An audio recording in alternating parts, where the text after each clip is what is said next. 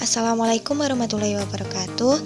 Di sini saya akan mereview materi plumbing mengenai 3 materi. Yang pertama air bersih, yang kedua pengolahan air limbah, dan yang ketiga teknologi tepat guna untuk konservasi lingkungan.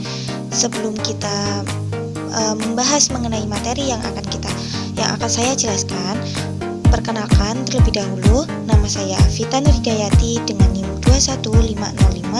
21505241040. Video ini guna untuk ujian akhir semester pada mata kuliah plumbing.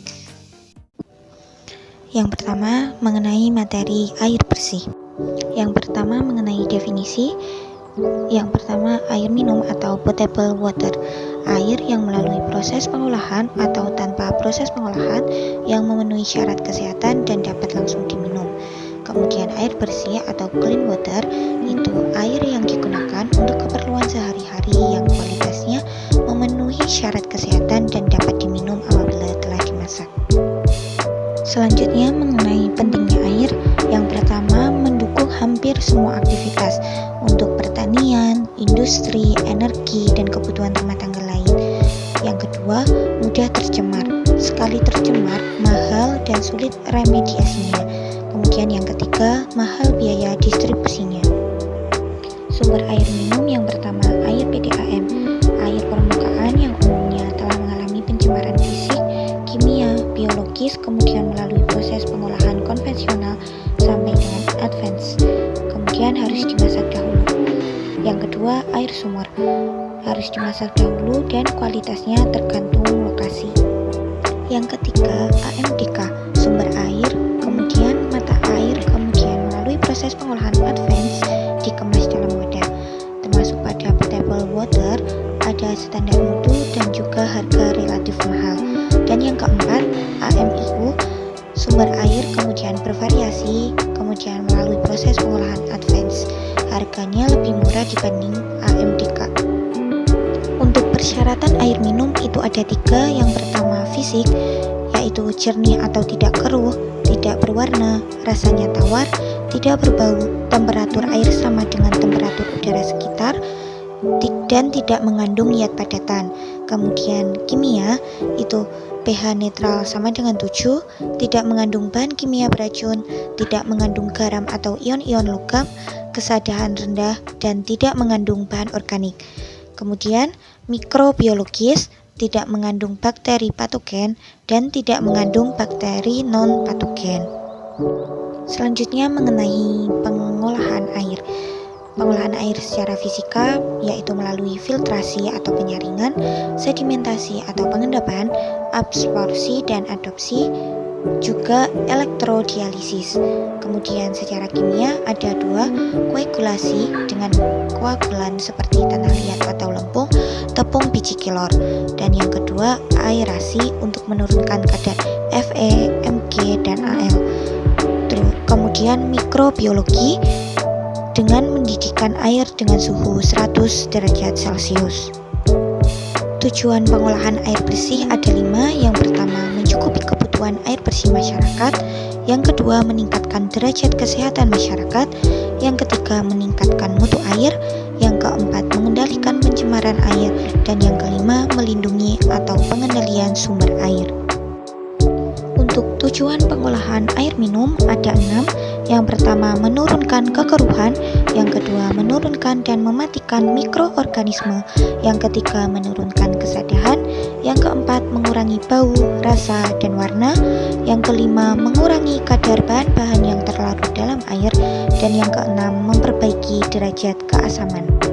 Pada gambar terdapat sistem rekayasa pemurnian air tanah. Yang selanjutnya adalah rekayasa pengolahan air permukaan. Ini adalah pengolahan air, skema untuk pengolahan air. Untuk sistem penyediaan air bersih, yang pertama, kebutuhan air bersih untuk perumahan berkisar antara 60 sampai 250 liter per orang per hari. Sedangkan untuk kelas bangunan lainnya disesuaikan dengan standar kebutuhan air bersih yang berlaku di Indonesia. Yang kedua, sumber air bersih pada bangunan harus diperoleh dari sumber air PAM, dan apabila bukan PAM, sebelum digunakan harus mendapat persetujuan dari instansi yang berwenang. Yang ketiga, kualitas air bersih yang dialirkan ke alat plumbing dan perlengkapan plumbing harus memenuhi standar kualitas air minum yang dikeluarkan oleh instansi yang berwenang. Yang keempat, sistem distribusi air harus direncanakan sehingga dengan kapasitas dan tekanan air yang minimal, alat plumbing dapat bekerja dengan baik. Yang kelima, temperatur air panas yang keluar dari alat plumbing harus diatur maksimum 60 derajat Celcius, kecuali untuk penggunaan khusus. Yang keenam, diameter pipa sambungan pelanggan dari jaringan pipa distribusi kota harus disesuaikan dengan kelas bangunan.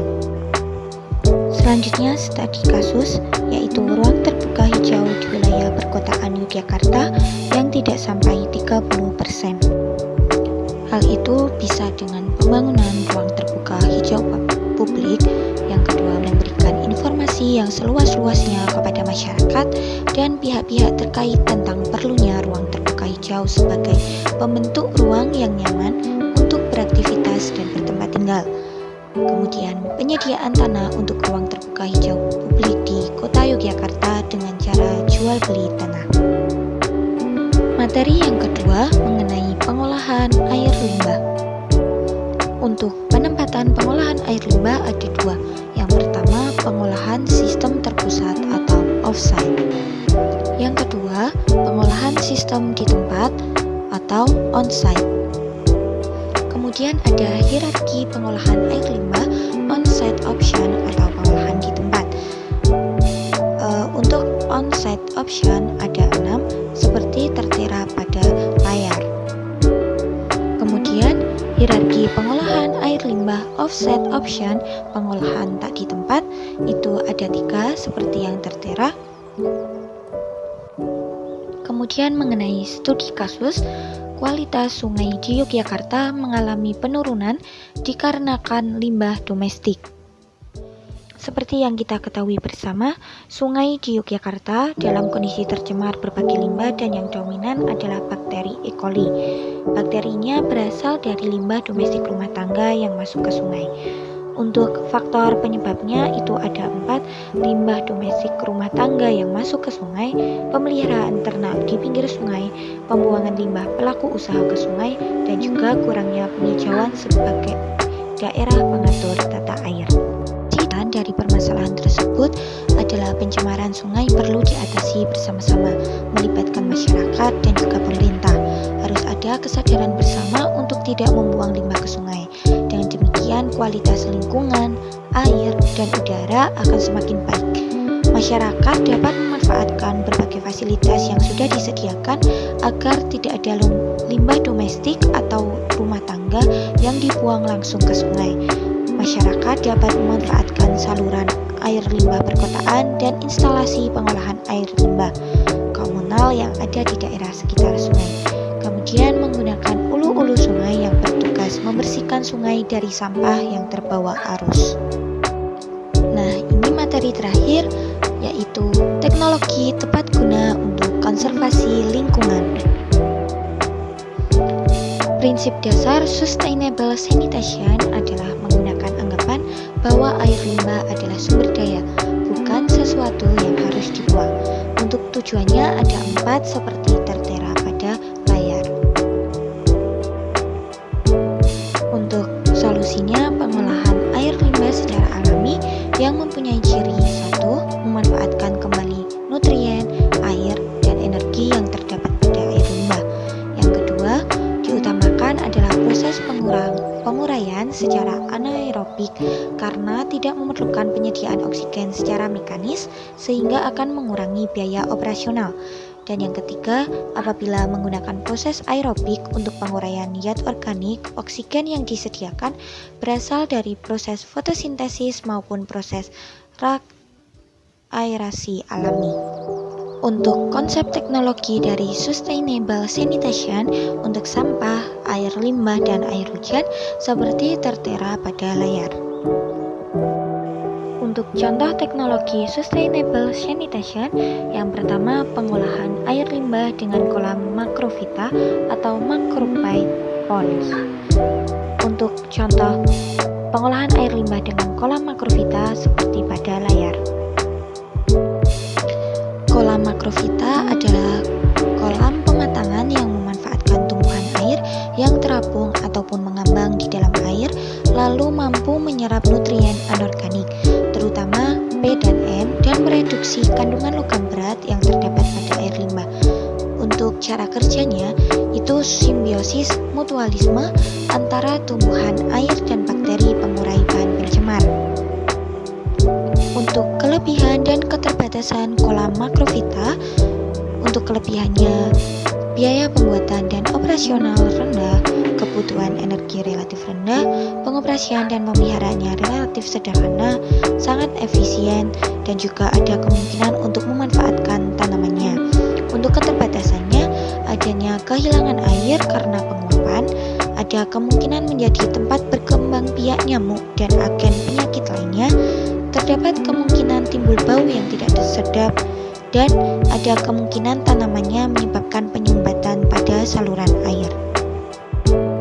Kemudian yang kedua mengenai pengolahan air limbah dengan rawa buatan atau constructed wetlands.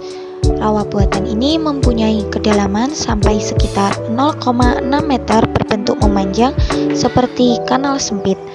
Untuk prinsip dasar rawa buatan ini sama dengan prinsip kolam makrofita, harus ditanami dengan tumbuhan yang relatif toleran terhadap air seperti ekor kucing, bulrus, atau reed.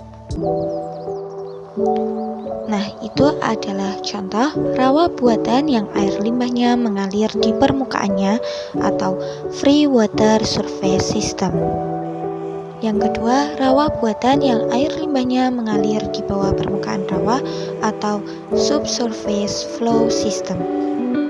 Untuk kelebihan dan keterbatasan rawa buatan, untuk kelebihannya pemilihan lokasinya lebih fleksibel, biaya pembuatan dan operasional rendah, kebutuhan energi relatif rendah, dan pengoperasian serta pemeliharaan relatif mudah.